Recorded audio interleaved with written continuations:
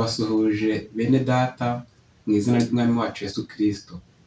Twongeye kubaha ikaze nanone muri kano kanya ubwo tugiye kurebera hamwe icyigisho kiboneka mu Kuva igice cyaho cya mbere, dukomereza twari tugeze ubushize twari twagarukiye ku murongo wa 14. Gusa muribuka ko guhera ku murongo wa mbere kugeza kwa 14 aho twari twarebye ubushize, twari twabonye uburyo abana ba Isiraheli baguwe neza muri Egiputa, nuko barororoka cyane maze bitera ubwoba abo mu gihugu cya Egiputa. Niko guhita bigira inama yo kubakandamiza bakabashyira mu buretwa kugira ngo bagabanye umubare wabo. Nyamara twabonye ko Satani ari we wari ubyihishe inyuma, kuko yari azi ko Kristo azavuka akomotse mu muryango wa bene Yakobo. Uyu munsi rero tugiye gukomerezaho ku murongo wa 15 tureba uburyo Satani akomeje kurwana no gusohoza umugambi we. Ariko mbere ya byose nimureke tubanze dusenge. Udusobanurire ijambo ryawe kandi Mwuka Wera agenderere imitima yacu. Ijambo ryawe rigiye kuvugwa rigire ireme kandi rishinge imizi mu mitima yacu, tubisabye twizeye mu izina rya Yesu, amen. Mu Kuva igice cyaho cya mbere ku murongo wa 15 hatangira herekana uburyo ababyaza bo muri Egiputa bahawe itegeko ryo kwica abana b'abahungu b'Abisirayeli. Gusa abo babyaza ngo Bibiri bitwereka bari ababyaza b'Abisirayeli bakora umurimo w'ububyaza. Nuko Farawo abaha itegeko ryo kujya bica abana bose b'abahungu bavutse. Ku murongo wa 15 hari umutwe w'amagambo ugira uti ababyaza bategekwa guhotora abahungu bavuka. Hariho ababyaza b'Abaheburayokazi, umwe yitwaga Shifura undi yitwaga Puwa. Umwami wa Egiputa arababwira ati nimubyaza Abaheburayokazi mukabona bicaye ku ntebe babyariraho, nihavuka umuhungu mujye mumuhotora, ariko nawe umukobwa abeho. Maze abo babyaza bubaha Imana, ntibakora ibyo bategetswe n'umwami wa Egiputa, ahubwo bareka abahungu babaho. Umwami wa Egiputa ahamagaza abo babyaza arababaza ati niki cyatumye mukora mutyo mukareka abahungu bakabaho? Ababyaza asubiza Farawo bati nuko Abaheburayokazi batamera nk'Abanyegiputakazi, kuko ari abanyambaraga bakabyara umubyaza atarabageraho. Imana igirira neza abo babyaza, ubwo bwoko buragwira burakomera cyane, kandi kuko abo babyaza bubashye Imana ibaha urubyaro baba imiryango. Farawo ategeka abantu be bose ati umuhungu uzajya uvuka wese mujye mumujugunya mu ruzi, umukobwa uzavuka wese mujye mumureka abeho.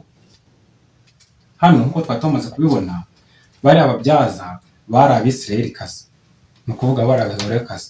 Rero itegeko rya Farawo ntabwo bigeze baryitaho, ahubwo bo bakomeje kubaha Imana. Kandi tumaze gusoma ko Uwiteka Imana yabituye nabo akabaha urubyaro.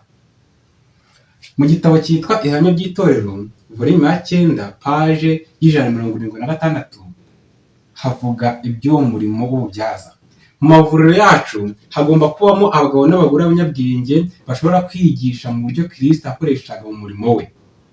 Bo kuyoborwa n'abigisha bejejwe kandi b'abarwanashyaka, abasore bashobora kuba abasangiye kamere y'Imana kandi bakiga uburyo bakwitarura kwangirika kuri mw'isi binyuze mu irari ry'umubiri. Nabwiwe yuko tugomba kugira abagore benshi bashobora kuvura, by'umwihariko bashoboye kuvura indwara z'abagore. Abaforomo benshi b'abagore bazashobora kuvura indwara mu buryo bworoheje badakoresheje imiti. Ntabwo bihamanya n'amabwiriza atangiye kuri Sinayi kuba abaganga b'abasore n'abagabo bakora umurimo w'ububyaza. Bibiliya ivuga ko abagore aribo bagomba kuba hafi y'abagore babyara, kandi ibi niko bigomba kugenda igihe cyose. Abagore bagomba kwigishwa kandi bagatozwa gukorana ubwenge umurimo w'ububyaza n'ubuforomo, bakawukorera abandi bagore. Uyu ni wo mugambi w'Uwiteka. Ni mutyo twigishe abagore n'abakobwa kuba abanyabwenge umurimo wo kuvura indwara abagore bagenzi babo. Muri twebwe nk'ubwoko bw'Imana, umurimo w'ubuvuzi ugomba guhagarara mu mwanya wawo uhanitse. Biri mu gitabo cyitwa Ihame ry'Itorero volume ya 9 paje y'176. Ahangaha Ellen White ahamya ko umurimo w'ububyaza udakwiriye gukorwa n'abasore n'abagabo, ahubwo ko abagore n'abakobwa ari bakwiriye gukorera bagenzi babo icyo gikorwa. gusa nuko dusanga muri ino minsi ibintu byahindutse, ariko ku bana b'Imana aya ni amabwiriza y'Uwiteka. Mu gitabo cy'Abakurambere n'Abahanuzi paje 61 n'62 naho dusoma amagambo agira ati: umwami n'abajyanama be bibwiye ko bazabuza Abisirayeli kugwira babakoresha imirimo iruhije, maze bigatuma bagabanuka kandi bakabakuramo umutima wo kwigenga bari bafite. Twabonye ko Abisirayeli kubera ko bari barahawe intara ya Gosheni batuye ukwabo, bari bafite umudendezo usesuye. Rero Farawo n'abajyanama be bifuje kubakandamiza bakoresha uburetwa, ndetse bashaka no kubambura umudendezo bari bafite. Hano Abakurambere n'Abahanuzi barakomeza bati: babonye umugambi wabo upfubye, bakoresha ubundi buryo bukabije kuba bubi. Amategeko yahawe abari bafite umurimo watumaga bashobora gusohoza itegeko ryatanzwe, ari ryo ryo kwica abana b'abahungu b'Abaheburayo mu gihe bazaba bakivuka. Hano Ellen White agiye gusobanura impamvu bahisemo abahungu. Ni Satani wari ubyihishe inyuma. Aragira ati: Satani niwe wari watanze iryo tegeko. Nubwo mu bigaragara byabonekaga ko ari Farawo, ariko mu by'ukuri ni Satani wamuvugiragamo. Kubw'ibyo rero hari igihe umuntu akora ibintu ariko ari Satani urimo uramukoresha, nk'uko muri Edeni Satani yifashishije inzoka. Twarabonye mu itangiriro mu gice cya 3 yuko mu busobanuro bwa Bibiliya volume ya 1 barasobanuye bati: nk'uko muri Edeni Satani yifashishije inzoka, muri kino gihe nabwo akoresha ibindi bintu bitandukanye. Rero ahangaha turabona yuko Satani ahangaha yifashishije Farawo akamukoresha kugira ngo agwabize umugambi wo gucungurwa. Muri Edeni igihe Imana abwiraga Eva iti: urubyaro rwawe ruzakomeretsa agatsinsino urubyaro rw'inzoka, burya Imana yari itanze isezerano ryo gucungurwa. Satani yarumvaga, yari azi ko umucunguzi azavuka akomotse mu Bisiraheli.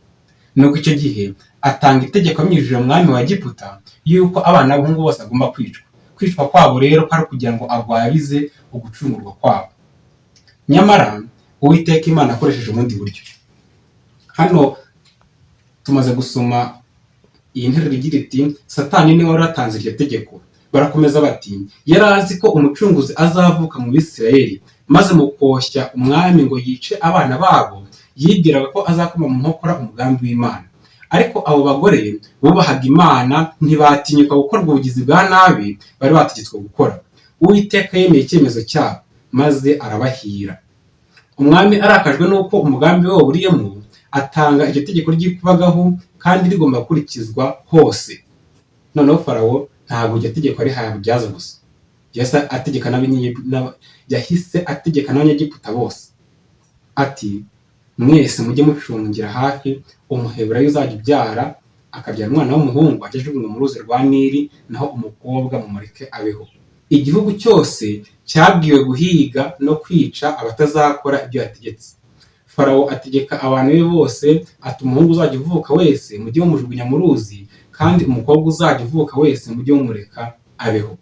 Biri mu gitabo cyitwa Abakurambere n'Abahanuzi paje 161 ndetse n'162. Mu gitabo cyitwa Umwuka w'Ubuhanuzi volume ya 1 paje 162 haragira hati: kubera ko barananiwe gusohoza umugambi wabo, banangiye imitima yabo, bituma batekereza ubundi buryo bwo kurwanya abana b'Imana. Abo ni Abanyegiputa. Bwa mbere Farawo atanze itegeko ngo abahungu bose bicwe. Atanze iryo tegeko, ababyaza b'Abaheburayokazi ntibarisohoza. Arangije noneho ategeka Abanyegiputa bose ngo abe ari bo bakora icyo gikorwa. None yabona Umuheburayokazi abyaye umwana w'umuhungu, bajya mu mwambura mujugunye mu ruzi rwa Nili, naho umukobwa bamureke abeho. Ariko ibyo nabyo bimfabusa. Amaze gutanga iryo tegeko, yabonye Abaheburayo cyangwa se Abisirayeli bakomeje kugwira no kororoka cyane, nuko abona ntabwo bimuhiriye. Niyo ahangaha nawe akomeza abivuga mu gitabo cyitwa Umwuka w'Ubuhanuzi agira ati: kubera ko barananiwe gusohoza umugambi wabo, banangiye imitima yabo, bituma batekereza ubundi buryo bwo kurwanya abana b'Imana. Umwami yategetse ko nazajya yavuka umwana w'umuhungu akwiriye kuzajya ahita yicwa, nyamara ni Satani wari ubyihishe inyuma. Yari abizi ko umucunguzi azaturuka mu bwoko bw'Abaheburayo akabakura mu buretwa bw'icyaha. Yatekerezaga ko naramuka akoresheje umwami akica abana bose b'abahungu, umugambi w'Imana uzahita uburizwamo. Nyamara ababyaza bari abagore bubaha Imana, nuko ntibakora ibyo umwami wa Egiputa yabategetse, barokora abana b'abahungu. Ubwo babazwaga impamvu babujije kwica abana b'abahungu kuko batigeze bumva itegeko ry'umwami wa Egiputa, Uwiteka abagirira neza kandi abaha umugisha. Ubwo umwami wa Egiputa yabwirwaga ko itegeko rye ritubahirijwe, yararakaye cyane. Noneho yarushijeho gukaza itegeko, asaba abantu b'Abanyegiputa kuba maso cyane. None arababwira ati, buri mwana w'umuhungu wese w'umuheburayo uzajya uvuka mujye mujugunya mu ruzi, naho umukobwa wese mumureke abeho. Biri mu gitabo cyitwa Umwuka w'Ubuhanuzi volume ya mbere paji 162. Abanyegiputa bakoze icyaha cyo kwanga umucyo. Mu gitabo cyitwa The Youth Instructor cyangwa se umwigisha w'urubyiruko, ku wa 15 Mata mu mwaka w'897 haranditswe ngo, icyaha cy'Abanyegiputa ni uko banze umucyo Imana yaboherereje ku bw'ubuntu bwayo iwunyujije muri Yosefu. Nicyo cyaha cy'Abanyegiputa. Gusa icyo cyaha na n'uyu munsi kiracyisubiramo.